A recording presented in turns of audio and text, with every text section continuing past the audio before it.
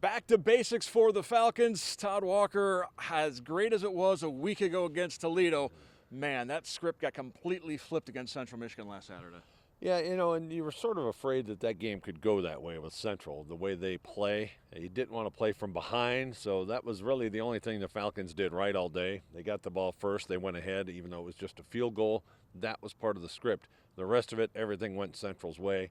And the turnovers, you knew you couldn't be negative. And you got that big one early that turned into a 1-yard touchdown run for the offense, which was essentially a pick six. And really, everything was playing to Central's hand. And let's face it, they shut down Bowling Green's offense. And BG self-imploded a little bit. I don't know what was going on out there, but it was clear that Central was trying to get in their heads.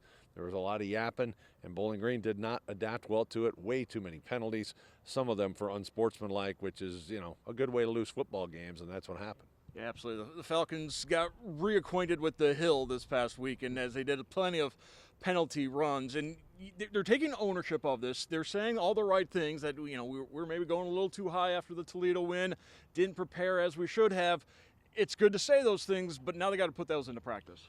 Well, they do. You've got to be more focused this week, obviously. But the other thing is they have got to find a way to generate some offense.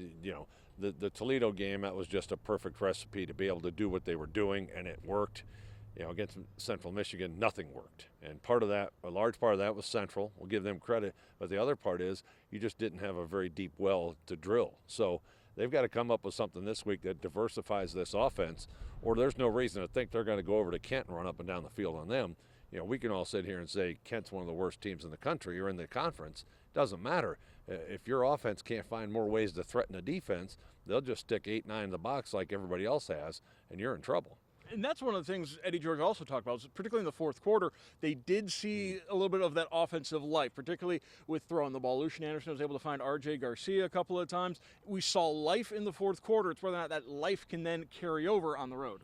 Yeah, you just wonder if maybe there was a little bit of pressure off Lucian. I mean, it was clear they were not going to win the game, but he did develop a little bit of a chemistry with RJ, and I think that's huge. The other thing that they were not able to do against Central, they did against Toledo, is they didn't hit a deep ball, and they didn't really try, which kind of surprised me.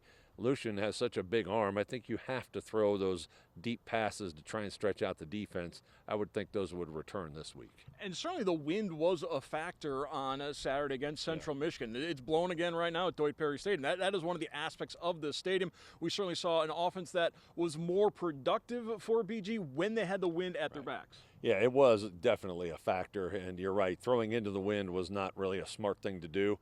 And BG had the wind in the fourth quarter, thus they were a little better.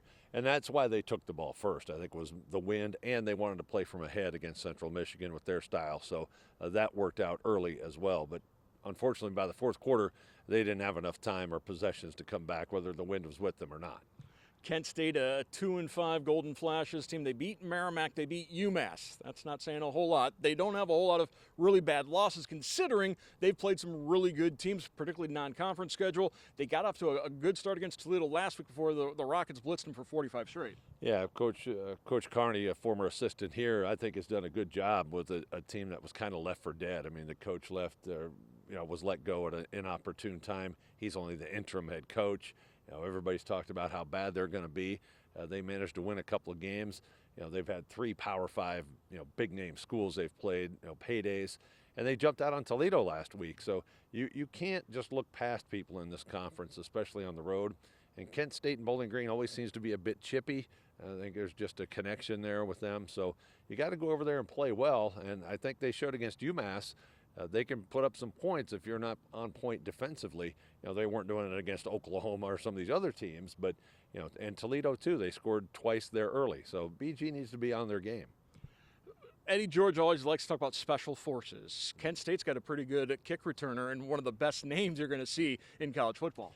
Yeah, they got to keep it away from that guy. I mean, that's the realist. I'm just being real, like everybody is when they say his name. It's going to be big to not kick him the ball or find a way to mitigate that. But the other thing for Bowling Green, their special teams have been good, and they tried that fake punt last week, and it was there. It really was. One guy missed a block, and that was a crucial part in the game too. So I wouldn't be surprised if you see more maybe trickeration in special teams if they need it to try and generate offense. But yeah, when you're kicking off, that's the most dangerous thing for Kent State right now, kicking the ball to him. So that'll definitely be in the game plan. Falcons and Golden Flashes. Bowling Green has not played any school more than Kent State. A great rivalry that they play every year since 1947, except one. They'll renew that rivalry on Saturday. I want to thank Todd Walker from the Bowling Green Falcon Radio Network for joining us. Thank you, Todd. Good to see you, Mark.